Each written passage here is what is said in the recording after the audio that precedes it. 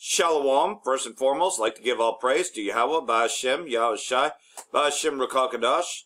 Double honors to the elders and apostles of Great Millstone who are teaching this truth with sincerity. And shout out to Yakims out there in four quarters of the earth proclaiming this truth. Brakatah Yahweh, Brakatah Yahushai, Ba'ashem Rakakadash, Brakatah. And so, well, not long after I just put up the last video, a whole bunch more just came in. So here's some footage of the U.S. leaving Syria, but where are they going to? What's the closest place to Syria? Wasn't Donald J. Trump just in the Anbar province? Check this out. Here's a convoy. Subscribe button. Click the bell button and enjoy the latest. So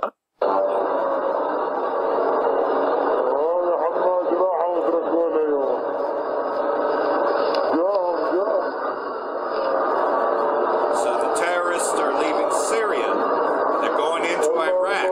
Iraq detests them being there. Because they know it's the United States that annexed Iraq.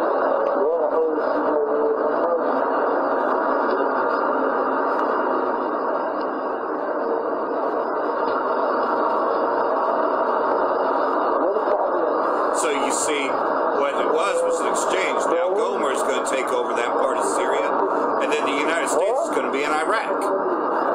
This war is far from over.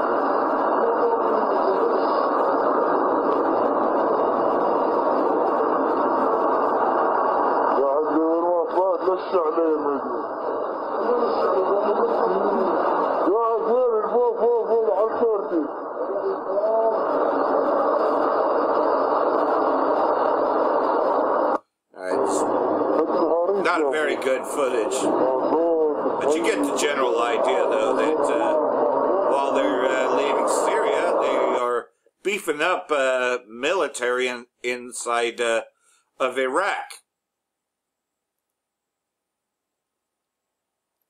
So here we go. Especially as we get all of this billions and billions of dollars of new equipment that I approved over the last 2 years. You're getting such new equipment.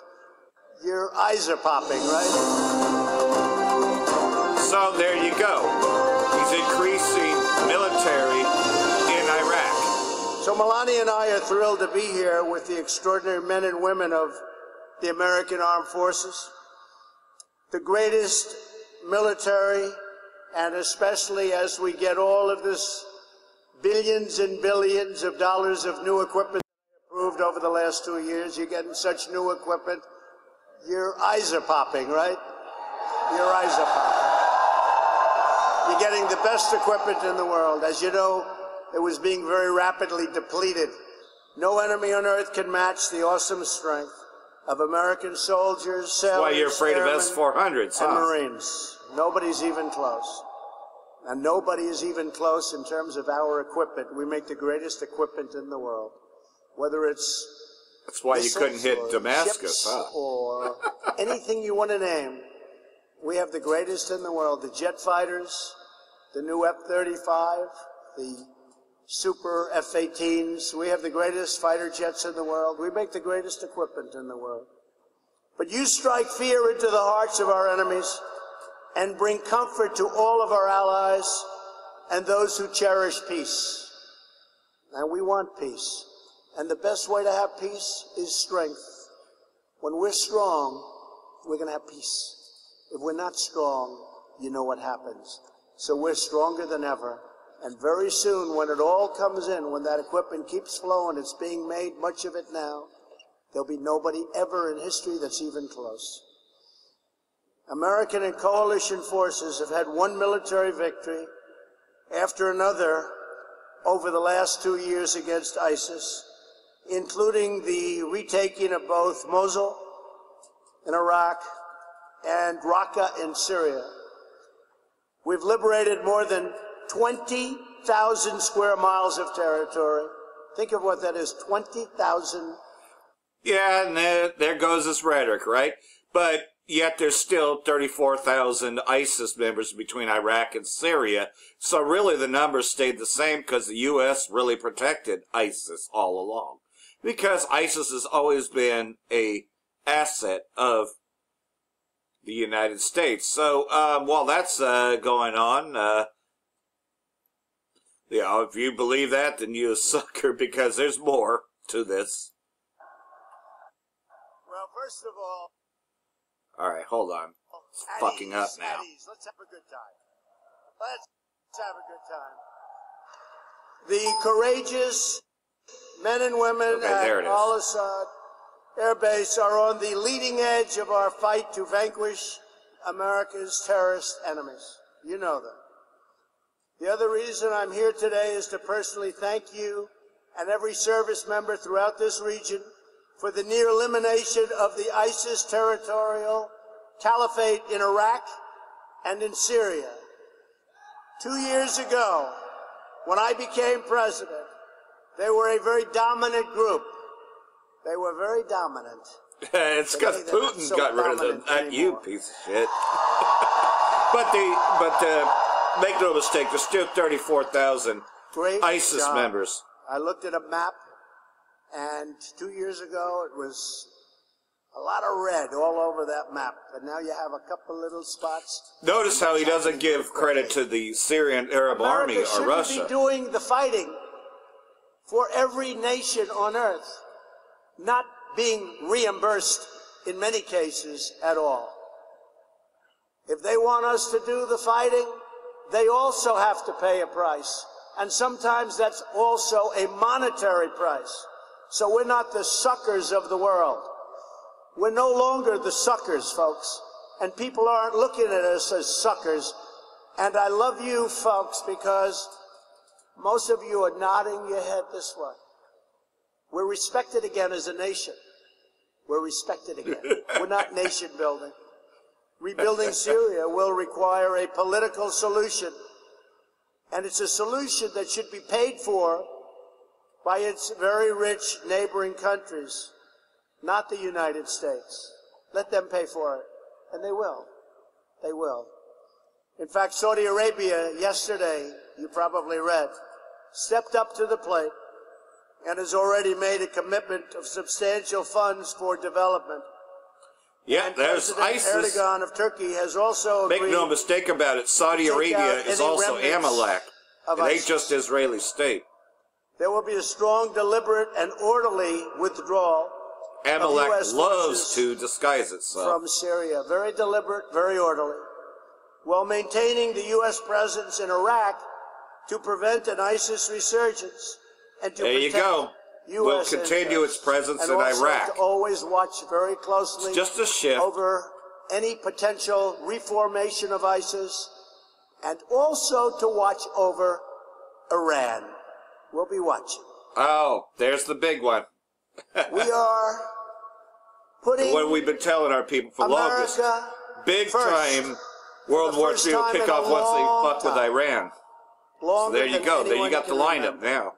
At the same time, we're here to help others.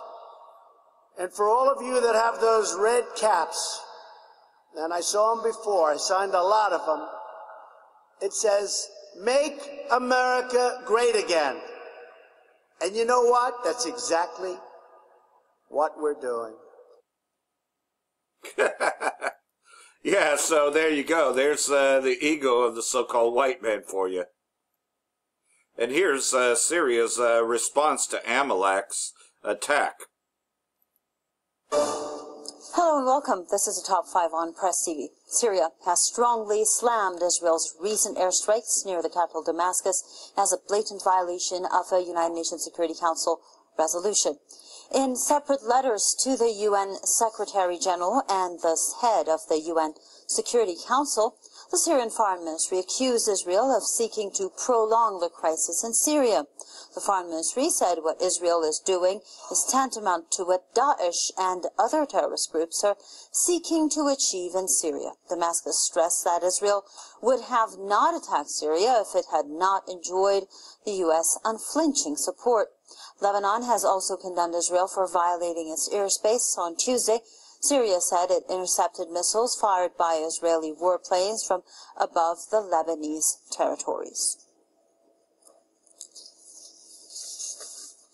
Now to discuss that more, we're joined by author and journalist Eric Wahlberg, joining us live from Toronto. Thank you very much, Mr. Wahlberg, for once again joining us on Press TV's Top 5. Now, it does sound really outrageous to think that Israeli warplanes actually use Lebanese airspace to attack Syria. That in no way can be justified. What is your take on this? It's a continuation of earlier Israeli raids and bombing, so it's not that surprising, and it violates Lebanese, Syrian airspace with impunity. So that it's not that surprising, but it seems to be in conjunction with Trump's announcement to pull out of Syria. Now, whether it's something that the U.S. wants to show Syria that it still has its ally ready to move in if there's any problems, that's not clear. I think it was just an Israeli provocation. They would like to see the civil war, the fight, so-called fight against ISIS, to go on indefinitely. That's in their interest. So, but thankfully, no one was killed. So that's an improvement on past Israeli air raids. Yes, but this cannot continue, and apparently Israel does enjoy U.S. support and does not seem to take into account international law, does it?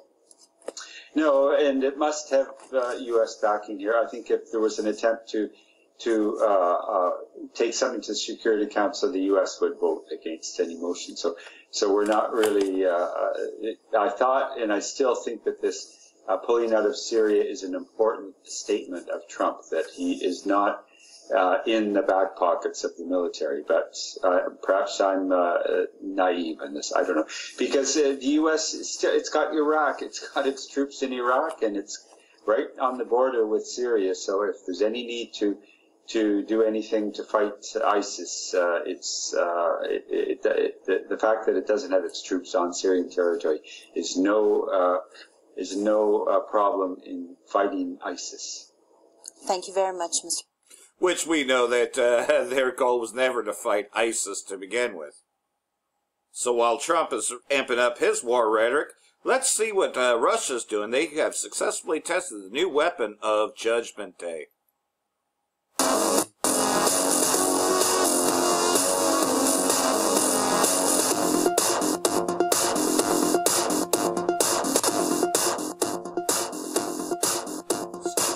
Nuclear drone Poseidon, NATO's designation.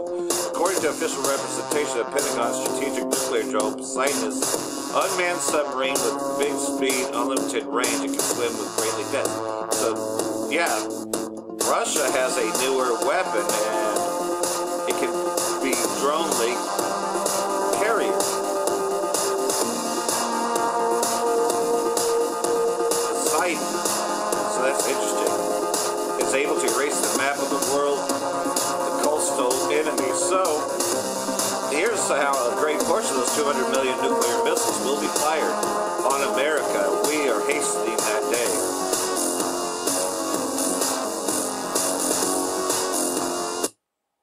So, I'll get a couple more scriptures here and in this video.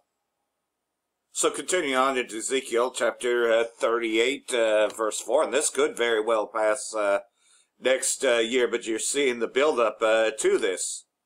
And I will turn thee back and put hooks into thy jaws, and I will bring thee forth all thine army, horses and horsemen. And that's all the militaries that you see. All of them clothed with all sorts of armor, even a great company with bucklers and shields, all of them handling swords, which the modern-day sword is the nuclear missiles. Persia, Ethiopia, Libya with them, all of them with shield and helmet. Gomer and all his bands, that's talking about Turkey. The house of Tagarma, the north quarters, and all his bands, and many people with thee. Be thou prepared, and prepare for thyself thou, and all the company that are assembled unto thee, and be thou a guard unto them. That's why you're seeing these countries fight back. After many days thou shalt be visited, in latter years thou shalt come into the land that is brought back from the sword. It is gathered out of many people, even the mountains of Yasha'Allah. So, what does that mean? that means that this war will end with America being destroyed.